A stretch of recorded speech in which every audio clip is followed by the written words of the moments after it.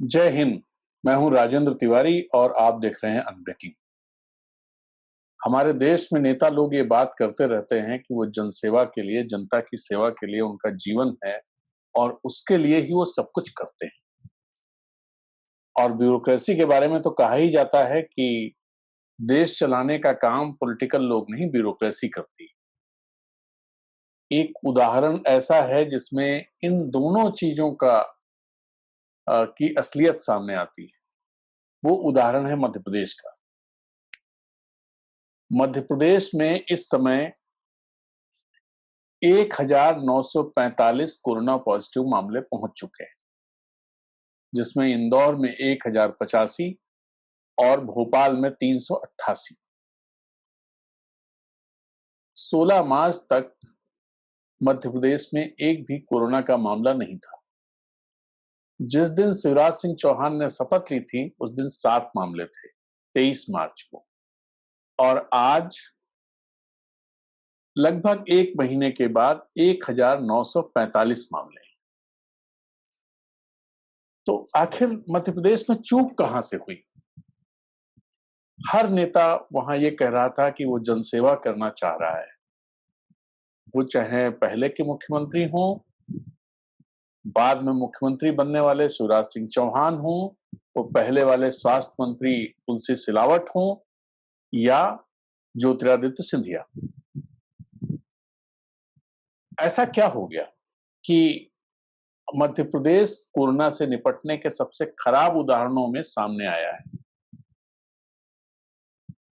4 मार्च से पहले वहां एक बार एक खबर आई थी कि कांग्रेस के 8-10 विधायक गुड़गांव के पास किसी होटल में भाजपा ने रखे हैं और दिग्विजय सिंह ने ट्वीट किया और सारी चीजें हुई। खैर, फिर वो विधायक ले आए गए।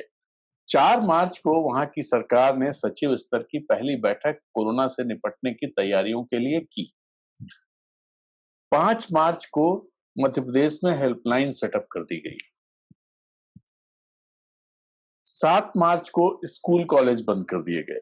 इसके बाद जो चीजें हुई वो बहुत कुछ साफ करने वाली, ये बताने वाली हैं कि हमारी पॉलिटिकल लीडरशिप के लिए जनता कहां है और सत्ता कहां है और किसके लिए वो कहां तक जा सकते हैं। और साथ में ये भी साफ होता है कि ब्यूरोक्रेसी किस तरह से काम करती है। क्या वो जनता के लिए काम करती है?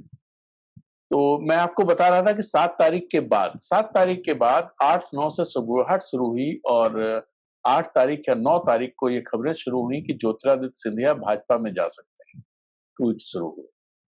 10 तारीख को होली थी। खबर आई कि वो प्रधानमंत्री से मिलने वाले हैं।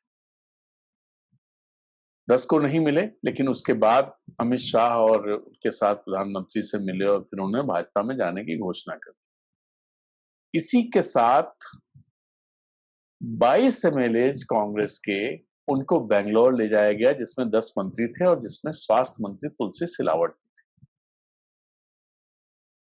16 तारीख को विधानसभा आहूत की गई, जिसमें विधानसभा अध्यक्ष ने कोरोना का हवाला देते हुए 26 तारीख के लिए विधानसभा स्थगित कर दी।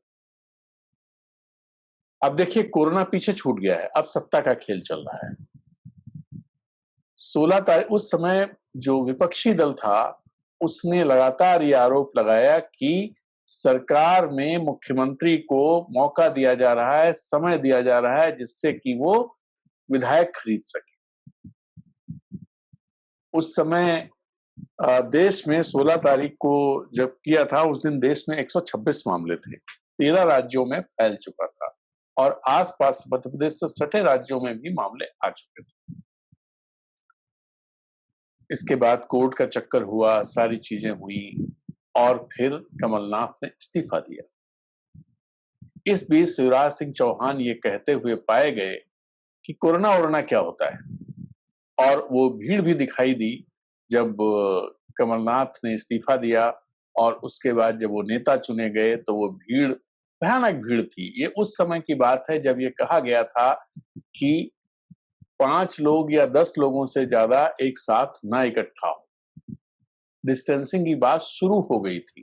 23 तारीख को शिवराज सिंह चौहान ने शपथ ली और उसके बाद प्रधानमंत्री ने देश में लॉकडाउन की घोषणा की। 26 तारीख तक 25 तारीख तक लोकसभा चलती रही, इसलिए चलती रही जिसमें मध्य प्रदेश की विधानसभा चलती रह सके। और ये आरोप मध्य प्रदेश के जो राजनीतिक दल हैं, मध्य प्रदेश के जो प्रमुख नेता हैं, वो लगाते रहे। और ये कहा जाता रहा है कि अगर 10 दिन पहले, मतलब 15 तारीख या 14 तारीख से लॉकडाउन कर दिया जाता, तो देश में जो स्थिति आज जिस तरह की हो रही है और मध्य प्रदेश में जो स्थिति आज है, शायद वैसी स्थिति नहीं होती। और उसके बाद 23 तारीख से लेकर के 1 महीने तक शिवराज सिंह चौहान अकेले कैबिनेट रहे और वो सब काम, सारे फैसले करते रहे, सारे, हालांकि उनका खूब मजाक बना। और इसी दौरान मध्य प्रदेश की स्थिति दिनों दिन खराब होती चली। ब्यूरोक्रेट्स ने क्या किया? कोई तैयारी भोपाल में कोरोना को लेकर के नहीं थी, इंदौर में भी नहीं थी। भोपाल में जब पुराने भोपाल से कुछ लोग कोरोना जैसे लक्षण पाए गए तो वो अस्पताल दर अस्पताल भटकते रहे, लेकिन उनको किसी ने भर्ती नहीं किया। 2 लोगों की मौत हो गई। वो ऐसे लोग थे जो 84 के गैस कांड के भी पीड़ित थे। भोपाल में जो अभी तक मामले हैं 388 आज की डेट तक। इसमें 100 से ज्यादा स्वास्थ्य विभाग से जुड़े हुए लोगों के मामले हैं और उसमें भी 4 IAS अफसर हैं। सोचिए किस तरह से काम ब्यूरोक्रेसी ने किया है। इस विभाग की जो प्रिंसिपल सेक्रेटरी हैं, उन्होंने, उनका बेटा अमेरिका से आया था, इस बात को उन्होंने छुपाया क्योंकि कोई पॉलिटिकल तो वो थी नहीं, लीडरशिप तो थी नहीं, तो ब्यूरोक्रेट जैसे चाह रहे थे वैसे काम कर रहे थे और किसी को कोई लेना देना नहीं था कि कोरोना को लेकर के प्रदेश में हो क्या रहा, क्या तैयारी हो रही। अगर ऐसा होता, अगर उनको कोई चिंता होती, तो पॉलिटिकल टर्मोइल एक तरफ रहता और ब्यूरोक्रेसी अपना काम करती रहती। लेकिन ब्यूरोक्रेसी ने कोई काम नहीं किया, इवन चीजों को छुपाते गए। आज की तारीख में स्वास्थ्य विभाग के 100 से ज्यादा लोग कोरोना पॉजिटिव हैं। पुलिस में 20 लोग करीब कोरोना पॉजिटिव हैं। पुलिस हेडक्वार्टर मध्य प्रदेश का वो 26 तारीख तक के लिए क्वारंटाइन कर दिया गया है। स्वास्थ्य विभाग तो है ही। तो आप समझ सकते हैं क्या स्थितियां वहां पर बनी। इंदौर में सब लोग देख रहे हैं क्या हुआ है। तो बात बहुत साफ है। इसका जो समझा जा सकता है वो ये है कि शिवराज को तो सत्ता मिली, लेकिन जनता को कोरोना मिला। इस वीडियो में इतनी ही बात। अगर आपको हमारा वीडियो अच्छा लगे, हमारा चैनल ठीक लगता है, तो कृपया उसे दूसरे लोगों तक पहुंचाएं, शेयर करें और सब्सक्राइब करें, और सब्सक्राइब करने के लिए दूसरे लोगों से कहें। जय हिंद, वंदे मातरम।